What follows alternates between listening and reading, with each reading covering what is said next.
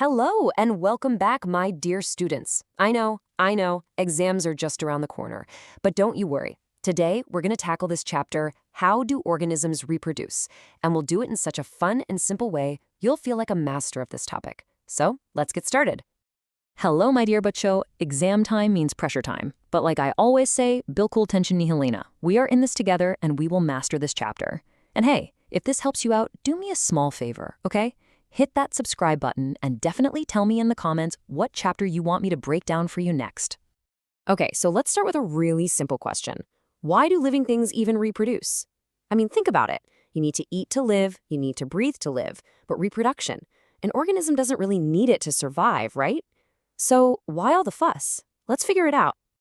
Well, the whole secret, my friends, lies in what I call life's secret blueprint. You see, every living thing, from the tiniest bacteria to the biggest banyan tree, carries a master code inside. It's the ultimate instruction manual. And that code is DNA. So at its very core, reproduction is all about making a copy of this incredible blueprint.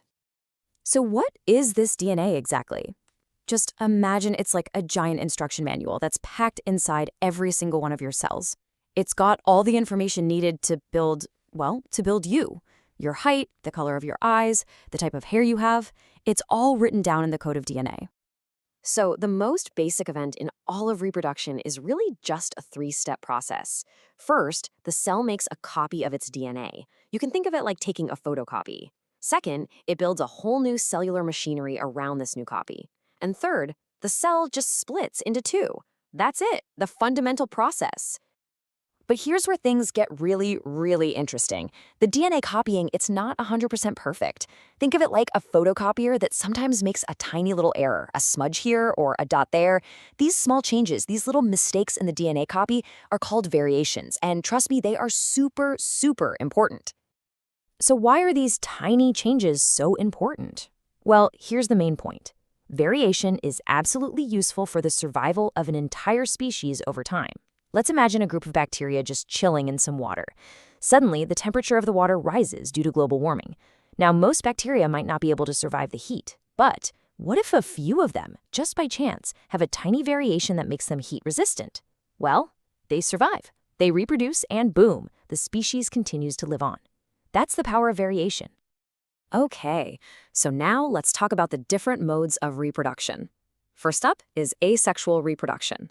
I like to call the organisms that do this the solo artists of the living world. Why? Because they don't need a partner. They can create a whole new generation all by themselves.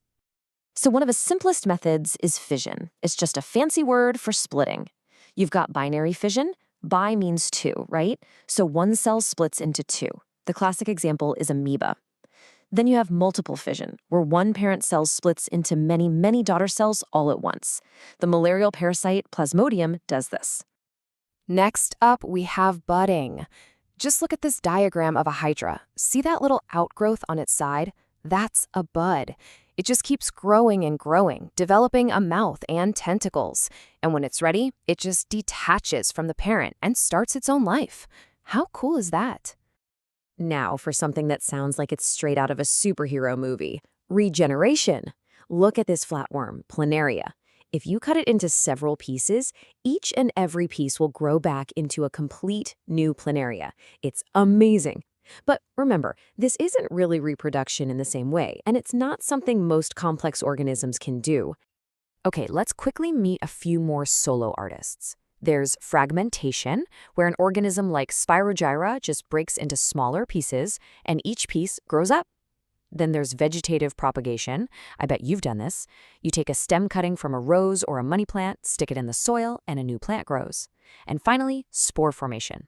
Ever left a piece of bread out for too long? That greenish-black stuff that grows on it is bread mold, and it reproduces by releasing thousands of tiny spores. Phew, we've met all the solo artists. Now it's time to talk about the other big strategy, sexual reproduction. And this one is all about teaming up for success because it involves two parents contributing to the new generation.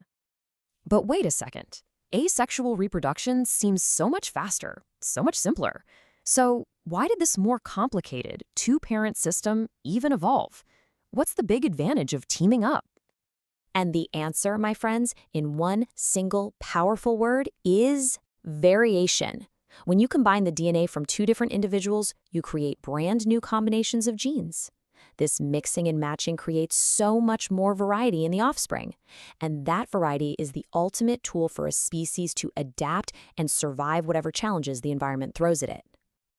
All right, everyone, focus up. It is time for our very important exam checkpoint. These are the kinds of questions that love to pop up in your board exams, so let's make sure we know exactly how to answer them to get full marks. Ready?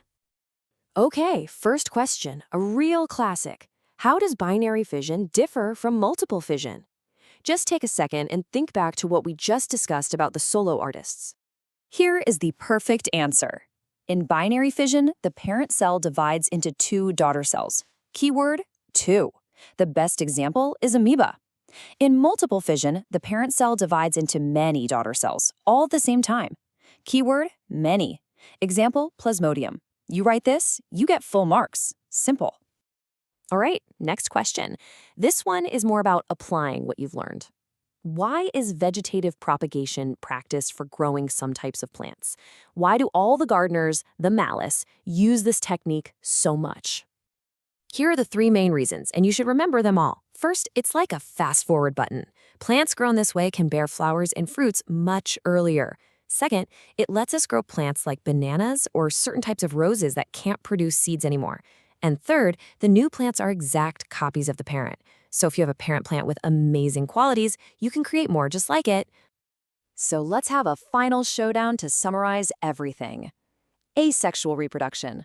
That's one parent, it's super fast, and the offspring are basically clones with very little variation. On the other side, sexual reproduction. Two parents, it's a slower process, but the offspring are totally unique, which means much more variation. And just like that, you did it. We have revised the core concepts of this chapter. See, it wasn't so bad, was it? You've got this. You are going to do great in your exams, paka.